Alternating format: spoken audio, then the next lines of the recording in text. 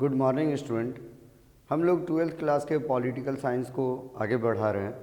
Twelfth class के political science में जो हमारे पास फर्स्ट बुक है कंटेम्पररी वर्ल्ड पॉलिटिक्स, उसमें जो फर्स्ट चैप्टर है कोल्ड वॉर, हम उसी के सीरीज़ को आगे बढ़ा रहे हैं। इसमें ऑलरेडी हम लोग 3 अलग अलग टॉपिक पर बना चुके हैं। आज ये 4th वीडियो है, 4th टॉपिक है और 4th लेक्चर भी हम लोग कह सकते हैं। और आज का टॉपिक है हमारा arenas of the cold war. हम देखे थे पिछले वीडियो में कि पूरी दुनिया 2 ग्रुप में बटी हुई थी, बहुत सारे अलाइंसेस वगैरह सब बने थे, बहुत बार यूएस और यूएसएसआर आमने सामने थी। तो आज उसी चीज़ों को देखेंगे कि कहाँ कहाँ पर ऐसा था कि किन किन सिचुएशन में, किन किन जगहों पर, ठीक है, यूएस और यूएसएसआर एक दूसरे के आमने सामने थी, वॉर जैसी सिचुएशन बनी हुई थी, लेकिन वॉर टल जाती है, एक्चुअल में वॉर हो नहीं पाती है। उसी सारे जगहों को हम कहते हैं arenas of cold war. Arena means areas, कहाँ कहाँ पर, किन किन जगहों पर जो है ना वॉर जैसी सिचुएशन थी, दोनों आमने सामने थी, उसी को हम एरिनाज ऑफ कोल्ड वॉर कहते हैं। तो क्या ये हमारा टॉपिक है एरिनाज ऑफ कोल्ड वॉर। इसमें देखेंगे कि many confrontation in the shooting war, बहुत सारे जगहों पर यूएस और यूएसएसआर कोल्ड वॉर के दौरान आमने सामने थी, वॉर जैसी सिचुएशन बनी हुई थी, लग रहा था अब वॉर हो जाएगा, तब वॉर हो जाएगा, लेकिन वो टल जाता, वॉर एक्चुअल में हो नहीं पाता है। ठीक है, तो कहाँ कहाँ पर था, बहुत सारी जो शूटिंग वॉर हुई, थोड़ी बहुत शूटिंग वॉर कहते हैं, थोड़े बहुत जो है वो गोलियां वगैरह चली, शूटिंग वॉर हुई, बस उसी को। तो कहाँ कहाँ पर थी, तो सबसे पहला कोरियन वॉर है। ठीक है, कोरियन वॉर जो हम लोग जानते हैं, कोरिया पहले एक ही कंट्रीज था, जो पहले सेकेंड वर्ल्ड वॉर से पहले जापान के अंडर में था, लेकिन जापान जब बर्बाद हो जाती है सेकेंड वर्ल्ड वॉर में, तो जो है कोरिया का कंट्रोल, कोरिया से जापान का कंट्रोल ख़त्म हो जाता है, और कोरिया में नॉर्थ कोरिया पर यूएसएसआर का कंट्रोल एस्टेब्लिश्ड हो जाता है, साउथ कोरिया पर यूएसए का कंट्रोल एस्टेब्लिश्ड हो जाता है। और नॉर्थ कोरिया साउथ कोरिया दोनों लड़ रहे थे, लेकिन दोनों की तरफ से कौन लड़ रही थी, यूएस और यूएसएसआर। ठीक है, नॉर्थ कोरिया की तरफ से यूएसएसआर, नॉर्थ कोरिया को यूएसएसआर फेवर कर रही थी, और साउथ कोरिया को कौन फेवर कर रही थी, अमेरिका फेवर कर रही थी। तो इसी को हम लोग कोरियन क्राइसिस कहते हैं, जो कब से कब तक चला, 1952 1953 तक चला। और हम देखते हैं आगे, हम लोग जब नाम वगैरह पढ़ेंगे तो वहाँ पर देखेंगे कि ये जो कोरियन क्राइसिस था, उसमें जो है जो नाम के फाउंडिंग मेंबर थे, ठीक है, जो है पंडित जवाहरलाल नेहरू, इंडिया के जो प्राइम मिनिस्टर थे, उसने कोरियन क्राइसिस को सॉल्व करने में एक्टिवली रोल प्ले किया था। इस बात को याद रखना, बहुत बारीकी चीज़ है ये। ठीक है, कि कोल्ड वॉर के दौरान कैसे जो है इंडियन प्राइम मिनिस्टर या नाम के मेंबर्स जो है क्या रोल प्ले किया। तो कोल्ड वॉर की एनिमिटीज़ को कम करने की जो है कोशिश किया, यूएस और यूएसएसआर की एनिमिटीज़ को कम करने की कोशिश किया, और जो है ना कोल्ड वॉर को ख़त्म करने में रोल प्ले किया। तो सबसे पहला क्राइसिस कोरियन क्राइसिस था। नॉर्थ कोरिया और साउथ कोरिया के बीच लड़ाई हो रही थी, और दोनों की तरफ से प्रॉक्सी वॉर लड़ रही थी यूएस और यूएसएसआर। ठीक है, तो सब यहाँ पर भी था आमने सामने, दोनों लग रहा था अब वॉर हो जाएगा, तब वॉर हो जाएगा। दूसरा जगह कॉन्गो वॉर था, कॉन्गो वॉर में 1960s के दौरान ये हुआ था। ठीक है, यहाँ पर भी जो है दोनों कंट्रीज आमने सामने थी। ठीक है, अब देखते हैं वियतनाम वॉर। ठीक है, वियतनाम में जो है अमेरिका इन्वेड कर दी थी, अमेरिका अपनी फ़ौज वगैरह सब वहाँ भेज दी थी उसकी ऑक्यूपेशन के लिए, लेकिन जो है यूएसएसआर उसके ख़िलाफ़ थे, अमेरिका के इस कदम के ख़िलाफ़ थी। और ये 1955 से 75 करीब ऑलमोस्ट जो है वो 20 ईयर्स ये चल जाता है। और यहाँ पर भी अमेरिका जो कदम उठाई थी, तो अमेरिका के कदम के ख़िलाफ़, अमेरिका के मूव के ख़िलाफ़ यूएसएसआर थी, मतलब दोनों आमने सामने हैं। फिर हम देखते हैं इन्वेजन ऑफ अफगानिस्तान, अफगानिस्तान पर इन्वेड की। ठीक है, कौन, यूएसएसआर इन्वेड की, 1979 की बात है। ठीक है, और जो है ना यहाँ पर यूएसएसआर के इस स्टेप्स के खिलाफ जो है वो अमेरिका खड़ी हो गई। ठीक है, तो क्या है, दोनों आमने सामने हैं, कन्फ्रंटेशन है दोनों का। ठीक है, एक कंपटीशन है, टेंशन बना हुआ दोनों के बीच। फिर हम देखते हैं बर्लिन क्राइसिस। ठीक है, बर्लिन जो पिछले वीडियो में हम लोग बताए थे, यूरोप 2 पार्ट में बटी हुई थी, वेस्टर्न यूरोप और ईस्टर्न यूरोप। जो वेस्टर्न यूरोप अमेरिका के फेवर में, ईस्टर्न यूरोप यूएसएसआर के फेवर में, और बताए थे यूरोप की एक कंट्री जर्मनी भी 2 पार्ट में बटी हुई थी, वेस्टर्न जर्मनी अमेरिका के फेवर में, ईस्टर्न जर्मनी यूएसएसआर के फेवर में। और जर्मनी की जो कैपिटल थी बर्लिन, ठीक है, तो बर्लिन में भी लोग दो ग्रुप में बटे हुए थे। बर्लिन के लोग लड़ रहे थे, आधे लोग अमेरिका के फेवर में थे वेस्ट जो है, और आधे जर्मनी के लोग जो है वो यूएसएसआर के फेवर में थे। और बर्लिन के बीचों बीच दीवार खींच दी गई थी जिसको हम लोग कहते हैं बर्लिन की दीवार, और आयरन कर्टन्स के नाम से भी जाना जाता। क्यों? वो एक कंक्रीट दीवार थी जो 1961 में खींच दी गई। तो फाइनली हम देखते हैं बर्लिन में भी लोग जो है वो बटे हुए थे, और वेस्टर्न बर्लिन को अमेरिका सपोर्ट कर रही है, ईस्टर्न बर्लिन को यूएसएसआर सपोर्ट कर रही है। लड़ रहे हैं बर्लिन के लोग, लेकिन बर्लिन के लोगों की तरफ से जो है लड़ कौन रहा? यूएस और यूएसएसआर। और फाइनली जब 61 में बर्लिन की दीवार खींच दी जाती है, बर्लिन को बीचों बीच बांट लिया जाता है, तो ये क्राइसिस खत्म होता है। ठीक है, तो इन सारे जगहों पर हम क्या देख रहे हैं? यूएस और यूएसएसआर दोनों एक दूसरे के आमने सामने हैं, कन्फ्रंटेशन है। और जो सबसे ज़्यादा जिसको जो है कोल्ड वॉर का क्लाइमैक्स कहा जाता है, ठीक है, जो हाईएस्ट पॉइंट कहा जाता है, वो है क्यूबन मिसाइल क्राइसिस। ठीक है, तो ये क्यूबा में हुआ था। ठीक है, और क्यूबन मिसाइल क्राइसिस बड़ा टॉपिक है, इससे अक्सर बड़े नंबर में क्वेश्चन पूछा जाता है। तो क्यूबन मिसाइल क्राइसिस को हम लोग इधर अलग से टॉपिक को करेंगे। तो कहाँ कहाँ पर था? कोरिया में, कॉन्गो में, वियतनाम में, अफगानिस्तान में, बर्लिन में, इन सारे जगहों पर अमेरिका और जो है यूएसएसआर दोनों आमने सामने थी। जिस सबको, और कॉन्गो, ये क्यूबा भी है, क्यूबा में भी आमने सामने थी। तो इस सारे टॉपिक को हम एरिनाज ऑफ कोल्ड वॉर कहते हैं। क्यूबा के बारे में हम लोग यहाँ समझने की कोशिश करेंगे। यहाँ हम टॉपिक अलग से लिख भी दिए हैं, क्यूबन मिसाइल क्राइसिस। ठीक है, क्यूबन मिसाइल क्राइसिस था क्या? पहले हम आपको ऐसे ही समझा देते हैं।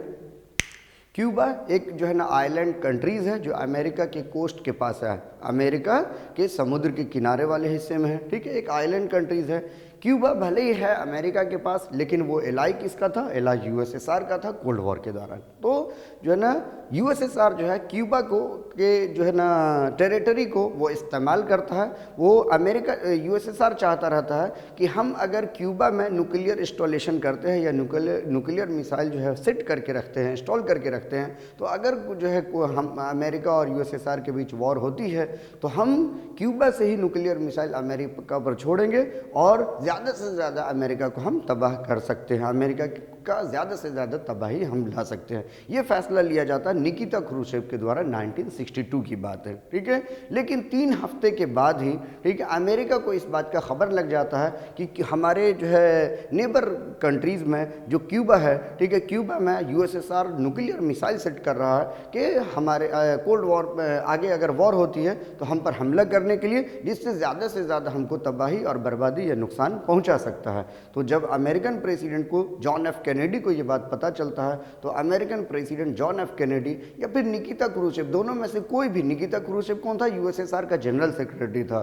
तो दोनों कंट्रीज नहीं चाहती रहती है कि आगे हम कोई वॉर करें, तो अमेरिका बहुत ही एहतियातन, बहुत ही प्रिकॉशनरी स्टेप्स उठाता है। क्या स्टेप उठाता है? दोनों वॉर नहीं चाह रहा है, ठीक है, दोनों मजबूर है, लेकिन एहतियात के तौर पर, प्रिकॉशन के तौर पर अपने नेवल बेस को ये कहता है, ठीक है, कि यूएसएसआर की तरफ से जो भी जहाज़ जो है आ रही है क्यूबा की तरफ, उसको अटलांटिक ओशियन में रोक लिया जाए। और वो एज ए वार्निंग होता है कि जब तक यूएसएसआर क्यूबा से न्यूक्लियर इंस्टॉलेशन नहीं हटाता है, तब तक जो है ना अमेरिका उनकी जहाज़ों को, यूएसएसआर की जहाज़ों को नहीं छोड़ेगा। दोनों में एक वार्निंग, दोनों में एक जो है क्राइसिस टाइप का सिचुएशन बना रहता है।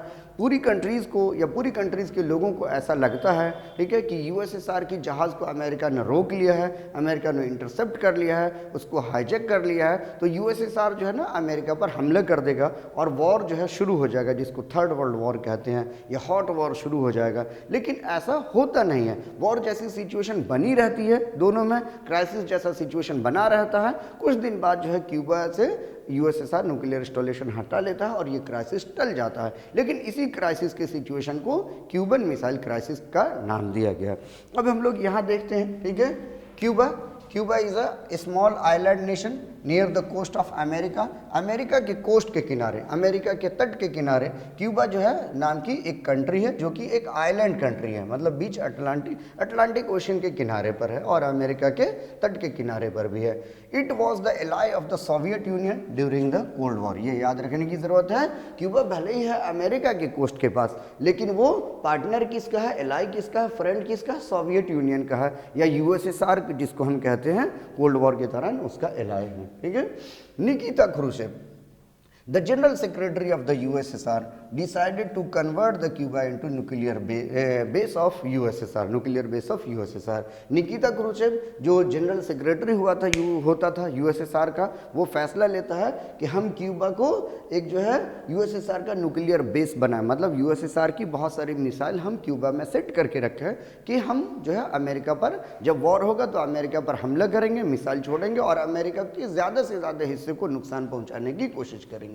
ठीक है।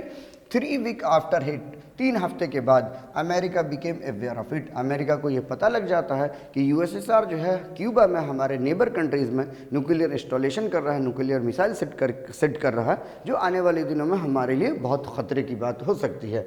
Both these countries didn't want any full fledge war, ना ही अमेरिका और ना ही यूएसएसआर कोई वॉर नहीं चाहती थी। क्यों? हम ऑलरेडी बता चुके थे रीज़न ऑफ कोल्ड वॉर में, क्योंकि फर्स्ट 2 वर्ल्ड वॉर से ऑलरेडी बहुत ज़्यादा तबाही थी, बहुत ज़्यादा नुकसान हुआ था। लॉजिक ऑफ डिटरेंस में भी ये टॉपिक आया था कि आखिर दोनों कंट्रीज़ वॉर क्यों नहीं चाहती रहती है। तो दोनों कंट्रीज़ के पास ये अच्छे से पता होता है कि हम दोनों के पास न्यूक्लियर वेपन्स हैं और जो है ना जितना हिरोशिमा और नागासाकी पर जितनी तबाही हुई थी और जितनी कैपेसिटीज़ की बॉम्ब जो है वो छोड़े गए थे, ड्रॉप किए गए थे, उससे 1000 गुना कैपेसिटी का जो है वो बॉम्ब इन लोगों के पास है, दोनों के पास है।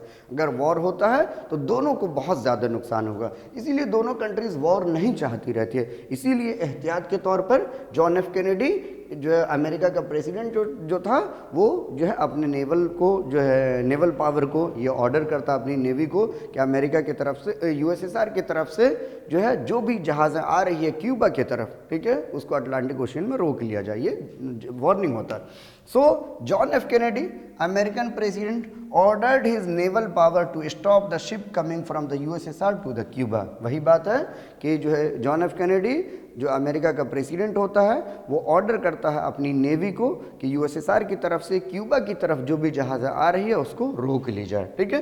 It was the warning to the USSR, ये यूएसएसआर को वार्निंग होता है कि until USSR remove the nuclear installation from the Cuba their ship would not be released. जब तक जो है क्यूबा से न्यूक्लियर इंस्टॉलेशन नहीं हटा ली जाती है, यूएसएसआर नहीं हटाता है, तब तक उसकी जहाज़ को नहीं छोड़ी जाएगी।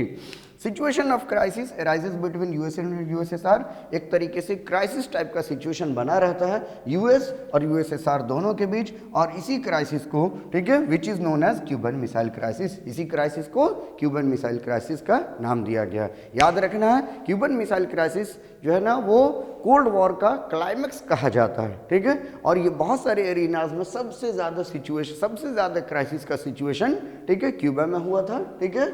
और ये कब हुआ था? क्यूबन मिसाइल क्राइसिस के डेट पर भी याद रखना 1962।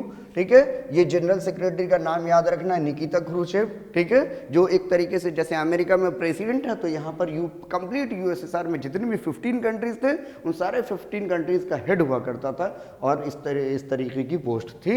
और जो है अमेरिकन प्रेसिडेंट का नाम याद रखना है, जॉन एफ कैनेडी था अमेरिका का प्रेसिडेंट, तो ये सब याद रखने की ज़रूरत है। ठीक है। इसके बाद जो नेक्स्ट टॉपिक है हमारा नाम है। क्यों? हम देखते हैं कि पूरी दुनिया कोल्ड वॉर के दौरान 2 ग्रुप में ज़रूर बटी हुई है, लेकिन कुछ कंट्रीज़ ऐसे भी हैं, ठीक है, जो बहुत सारी कंट्रीज़ यूएस और यूएसएसआर को ज्वाइन कर रहे हैं, बहुत सारे अलाइंसेस बन रहे हैं, लेकिन इस सब के अलावा एक और अलाइंसेस बना था जो ना ही जो है वेस्टर्न अलाइंस का हिस्सा था, ना ही ईस्टर्न अलाइंस का हिस्सा था, जिसको थर्ड वर्ल्ड कंट्रीज़ कहा गया। ठीक है। और वो जो अलाइंसेस था वो नैम था, नैम नाम की अलाइंस बनी थी, नॉन अलाइनमेंट मूवमेंट। नैम भी बहुत इंपॉर्टेंट टॉपिक है जिसको हम लोग नेक्स्ट टॉपिक में जो है कवर करेंगे। नैम के मकसद क्या थे, किन किन कंट्रीज ने नैम वगैरह सब बनाया।